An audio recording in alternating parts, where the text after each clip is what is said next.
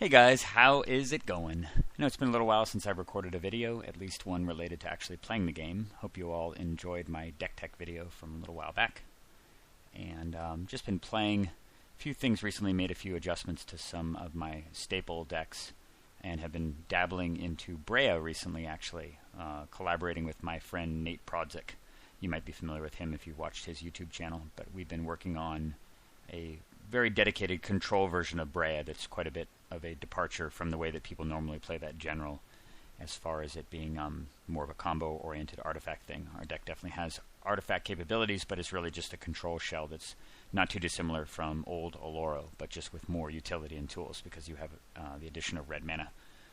But that is not what this game is. This game is actually just with Azami, and the reason I am using Azami is because I added one card to it. I added the new little 1/3 wizard that the name escapes me at the moment, but the little 1/3 wizard that reduces the casting cost of instants and sorceries by 1 and also allows you to draw and then discard a card whenever you counter something. And he was just printed recently. I haven't really played with him much, but I've faced him a number of times even as a commander, and I've been very impressed by how powerful the card is. And it feels to me like for 2 mana that is an extremely large amount of value and probably belongs in Azami, even if it doesn't do a great deal all by itself. It's certainly, I think, probably more potent than a card like Lighthouse Chronologist, for example, which doesn't do anything really unless you are able to invest 7 blue mana in it. And I actually have the Chronologist in here. I'm not certain if that's correct or not, because the card very seldom does amazing things. The card that I did take out, though, is Bribery, just because Bribery is a little bit antithetical to what Azami is trying to do. It doesn't really mesh very well with the deck. It's obviously very powerful, but when you reach 5 mana, it's almost always correct to be playing your general instead. And Bribery just doesn't really slot in there that well. I think I was playing it more because it's good, and it was a bit of a placeholder. So adding another wizard that's cheap and seems to synergize really well with the rest of the deck makes a lot more sense. So I've got a game here that was pretty interesting and notable against the Boogeyman. Boogeyman is playing Vorinclex, which is an odd mono-green general. I've run into it a few times. Tends to obviously be on the high side of casting, but if you have the ability to ramp super fast and cast it repeatedly, it can be a huge problem. And obviously if it gets it on board, it's dangerous. And I have it completely unkeepable first hand, so I'm going to be throwing that back. I see a couple of recent additions actually from Aether Revolt. Both Whir and Disallow are in here. So it's a very keepable hand. It's not ideal, given that it's got a Mox Opal and only one other artifact. That said, it's not too bad for a 5-card hand, or a 6-card hand, and I get to scry, so I'm going to keep it, and I'm going first. He kept 7.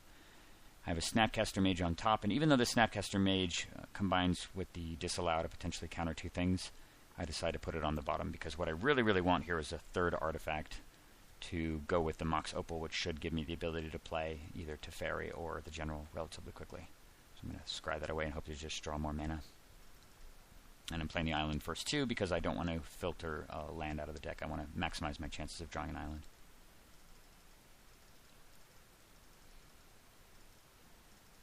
Nick Forest, alright, well that's certainly very promising. He has no quick play. So my chances of probably winning this game went up by about 30% right there.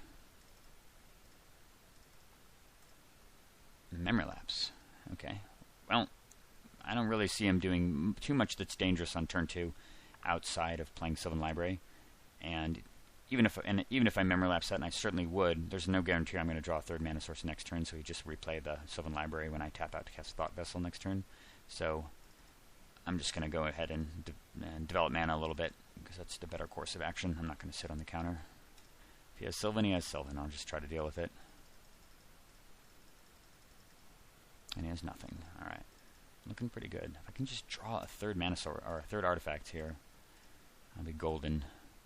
Chronologist. It's funny, I was talking about him, and there's no reason whatsoever that I can think of to play Chronologist here. If I played him and I leveled him up, that would be all well and good, but 3 mana tends to be the spot where these mono-green decks start to do things that are impactful, because they have 3 different cards that fetch 2 forests, putting 1 into their hand and 1 into play, and it can get their mana exploding pretty quickly. So I can't really afford to play the Chronologist. I'm going to just sit here and hope to disallow something impactful that he might do on his 3rd turn.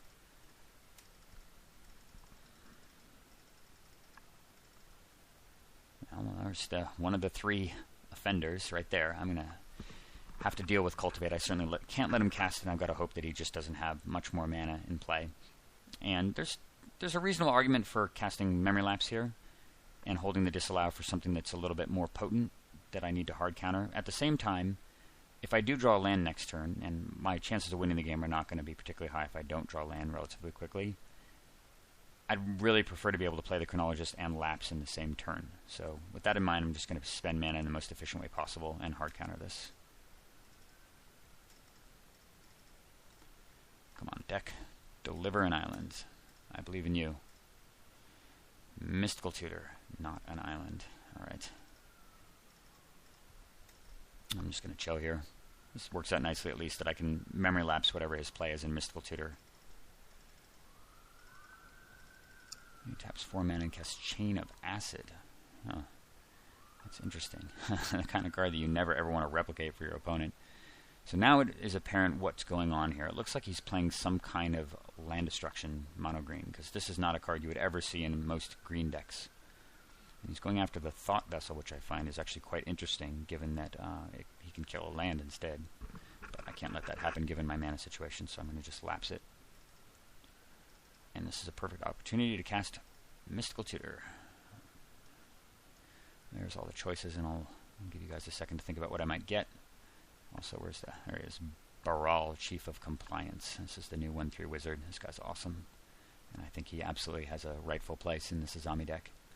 So given all these choices, I could fabricate potentially and go get a Soul Ring or a Mana Crypt.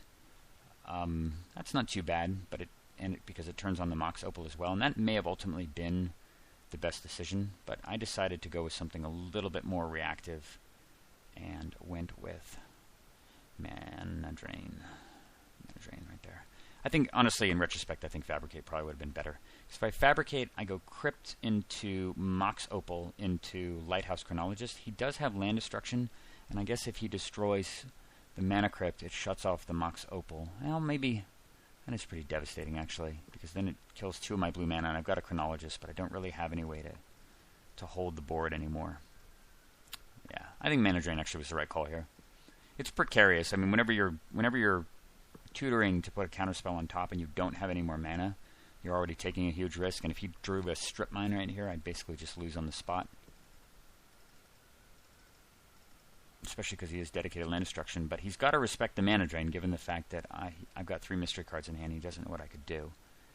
And so, sure enough, tutoring for Mana Drain just keeps him from doing anything. And I actually talked about this interaction exactly in my Nin deck tech, about how insane Mana Drain is, because it's a proactive counterspell. It's the only counterspell in the whole game, really, that's proactive, that costs just 2 mana. I mean, there are some other ones like Desertion and stuff, but Mana Drain, forcing your opponent to basically do nothing, especially when they have a handful of expensive spells, is so insane. Like, this is time walking every turn, because he can't afford to cast something that costs 4, because my follow-up might be utterly devastating, something like Karn Liberated or whatever. And now I've got another island, which is awesome, and I can deploy the mighty Chronologist and start working on him if we have a long lull while he is scared of Mana Drain.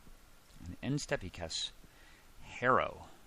And if he didn't have a stupid land kill spell in his hand, I probably would have Mana Drained this right here, especially because he did it at end of turn, which means that I would get the mana next turn, and provided that he couldn't bust up another one of my lands, I guess he could, I'd be able to play my Azami. But because of the fact that I know for sure he has a land kill spell in his hand, and he's already shown some trepidation about casting anything expensive on his turn and walking into Mana Drain, I decide that I'm not going to Mana Drain the Harrow, even though that is a bit of a dream scenario, because you're 2-for-1ing him and getting a bunch of mana. Because if he does, I tap out, he destroys one of these islands, and if I don't draw another blue source right away, that means that effectively I'm going to lose all the mana from the Harrow.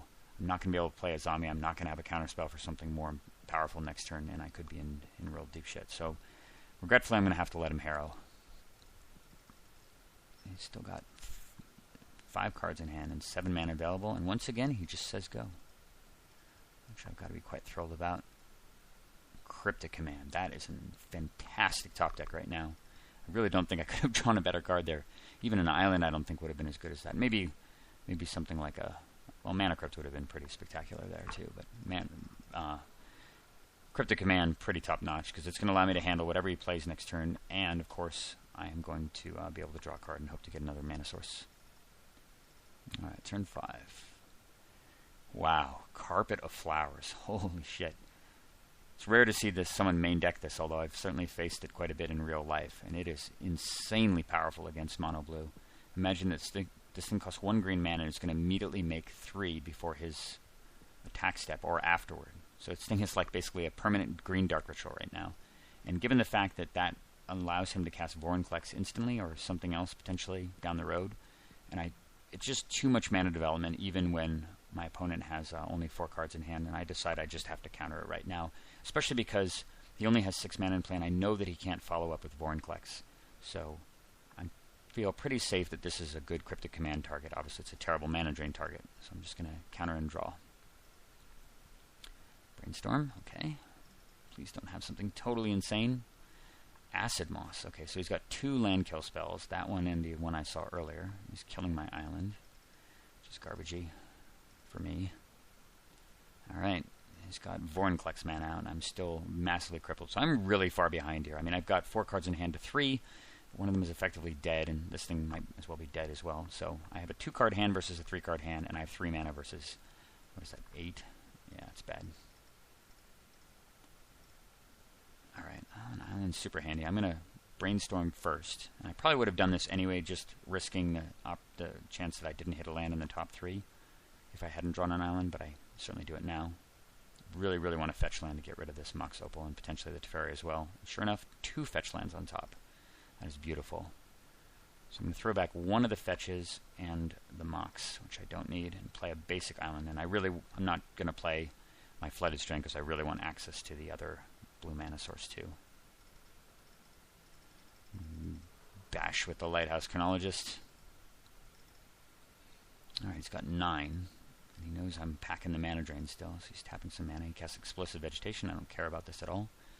I'd love to see that actually, even if it means he gets up into the Eldrazi mana range, which is certainly stuff he's probably playing with. Now is 11. And one of them is that land destruction spell. And he casts Chain of Acid. And this is the time to pull the trigger, especially because I know for sure that I'm going to be able to play Azami next turn, now that I've got 3 mana available. And I'm probably going to be able to draw at least 3, and in that little opening he's going to be able to cast Vorinclex. But I'm making a conscious decision here to allow him to get Vorinclex into play, and just assume that the wizard value will be enough to deal with its ability, given that he only has 1 card in hand. So I'm going to let him do that. I'm obviously not going to replicate it and let him kill another one of my mana. Alright. Oh, I guess I did let him do it. Never mind. Yeah, I guess I just didn't care enough at this point, figuring I can just counterspell next turn, let him kill a land. That may have been a misplay, but whatever the case is, he's down to 1 card in hand. Maybe it was just a situation where I feel like I can, because I know I'm drawing a land and I'm going to be able to reshuffle away the Mox, that I could conceivably draw 2 or 3 islands in a row and that this Chain of Acid won't matter at all, and that maybe he will just walk Vorinclex into mana drain, getting impatient. We'll see. Alright, 4 mana, Reap and Sow. Alright, and the way this works out, and notice that he didn't entwine this, so to me this is like a complete tell that he's probably getting Cavern of Souls with the intention of just playing Vorinclex for free, or making it uncounterable. And seeing that he does not have any more land, or doesn't have the ability to follow up with Vorinclex, this is the card to counter right now. So I'm going to mana drain that. Sure enough, no follow-up play, which is fantastic. Jitte. No use for that right now. It's a little tempting to put counters on the Chronologist, because if I do get up to 6 counters, I could potentially deal with the Vorinclex that way, but I decide I'm just going to get Azami on board and see what we can draw here. Draw 1, Grim Monolith, alright. Draw with him. Snapcaster, nice. I remember him from before. I'm going to sack the Flooded Strand and put out the Wizard. And might as well draw with that too. Just in case I get something like a, I don't know, Mox Opal or whatever. Patron Wizard. Not bad, but not castable anytime soon. But this is kind of a nice interaction here. The fact that I've got 3 blue cards in hand, granted he does have about 1 billion mana. I guess he's got 10 here, or 11. No, it's 10. But Vorinclex costs 8, and I have 3 blue cards in hand, so I can actually counterspell the Vorinclex with this little Martyr of Frost, if it comes down to that. And this turn he plays Mana Crypt. Okay, almost certainly drew it that turn, so any countering Vorinclex plans go out the window immediately, but he could have just strung a land and done the same thing. Yep, have your Vorinclex. Can't really deal with that. Alright, well, this is a lot of value to race. This thing, of course, hits you for 7 in the face every single turn, and is a little difficult to race, but I have quite a bit of time, and I also have Snapcaster Mage potentially getting me either the Cryptic Command to return Vorinclex to his hand, should I draw another counterspell, or at least get me Mystical Tutor and allowing me to bounce it that way, though at the cost of some of my permanent mana. Or temporary mana, I should say. Nice, Fact or Fiction is kind of interesting. Let me just draw 3 more. Island is super handy. I probably should have waited on playing that island, because I could get the thing that makes tons and tons of Nykthos, the thing that makes lots of blue mana. Aha! Chrome Mox! Well, that is super handy to have underneath the Vorinclex. It's just a matter of deciding what to imprint on it. And I decided the Fact or Fiction is probably valuable enough, especially that I've got all this superfluous colorless mana sitting around, that I want to keep that. And I don't really see Future Sight working all that well right now, given that I've got an engine in play, and given the fact that it's going to consume 3 islands for a turn. So I can't really afford to play Future Sight, which means it's going to get imprinted. And maybe I should have thrown away Teferi. I don't think I had a lot of long-term value in this guy either, whereas Future Sight might be valuable if it really comes down to an emergency. Teferi can sort of soak up some trample damage, though, and buy me a turn. Either way, I'm imprinting the Future Sight. I'm just going to say done here. Alright, 3 visits, another totally innocuous spell. He's certainly drawn lots of ramp, but he's fallen into that big green trap that you sometimes see with my Omnath deck, where you have all of the mana and nothing to do with it. And at least in this case, he's got a 7/6 general out, which is quite strong, but even compared, or this thing compared to Omnath is nothing. Imagine if you had Omnath in play, it would be instantaneously lethal. So I'd have to be chump blocking it every turn versus just ignoring it. And one costs 3 and one costs 8. You can see which general is better. Alright, it takes 7. And he just says done. So end of turn. I'm going to cast Fact or Fiction. I see a Vendalion Click, Copy Artifact, Reliquary Tower, Magus of the Future, and a Wasteland. Just going to shuffle these around. Thinks for a while. And he finally settles on this. And anytime you can induce your opponent to take 2 cards over 3, you've probably done a reasonable split. I think this is pretty correct, keeping me off of more land, giving me access to Vendalion Click. Although I think if I were him, I would have put the Copy Artifact in with something a little less valuable than Vendalion Click, given how good it is in this situation, because I have a Chrome Mox in play. So I'm going to take the 2-card pile. And end of turn, I decide to use Click, even though it means I have less blue mana, because it means I get to draw a card. And if I hit an island off the next 2 cards at least, I sort of get one of these islands back, plus I get a 3/1 in play, and I get to see what his hand looks like. Hurricane. Alright then, I gotta be careful with my life total, because he has like totally insane 22 mana in play. I'm gonna draw with it. Jace. Fantastic. Alright, we're approaching the end game here, because I've drawn something very efficient that will deal with the Vorinclex. Almost found all the solutions I need. Muddle is a really good card to draw, because it deals with the Hurricane quite easily. Oh, Mox Opal. That is gorgeous. I'll play Mox Opal. Tap 2 artifacts to copy artifact. Of course, do not copy Mox Opal, because it's legendary, even though that almost never comes up. I'm going to copy the Chrome Mox. And I'm finally imprinting that useless Teferi. So now I've got 3 blue mana sources that are unaffected by Vorinclex. Pretty fantastic. And I'm completely fine taking another point of damage. I just had to draw 1 more card here. Now I'm at 7. I'm just going to chill. So he wallops me for 7 again. And I see him tapping a billion mana. And I'm sitting there hoping, like, please don't be a big dumb Eldrazi, like something that destroys 2 permanents or something. And I see him spending all this mana. He casts Hurricane. I can easily just counter that with Muddle the Mixture. And then he taps 3 mana, and he does not play a forest. What actually happened here, because the replay has started to bug out, but he tapped 6 mana with 1 floating. And this forest was actually Garruk Wildspeaker, I think, or the Garruk that Garruk Primal Hunter. It was Garruk, the one that makes beasts with a +1 ability, or has the -3 ability to draw cards equal to the greatest power among permanents you control.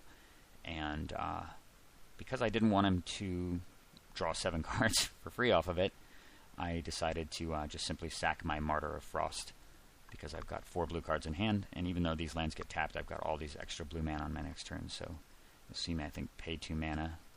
Yeah, I pay 2 there, and that's just to sack the Martyr of Frost. I assure you I did not cast Snapcaster Mage in response to him playing a forest. So yeah, I sacked the Martyr of Frost and counter it, and that, and of course it gets countered.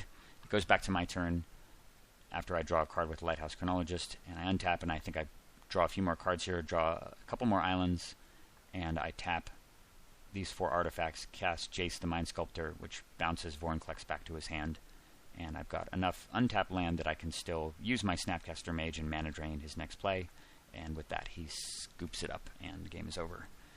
Anyway, I thought this was kind of a pretty cool game to demonstrate just pacing, how important pacing is, and I thought it was a really, really awesome demonstration of just how powerful mana drain is, and how you can often win a game where you're just completely on the back foot the whole game, just with the mere threat of mana drain. Your opponent can't just walk his spells into it, and is forced to tiptoe around the card to the point where you are able to get reestablished. And even though I was so far behind with effectively a smaller hand and a third of his mana, I was able to parlay that early mana drain into a relatively secure and easy victory. Hope you guys enjoyed that game. I will hope to record more games soon, and I've got some deck techs coming as well. See you guys in a little while. Take care.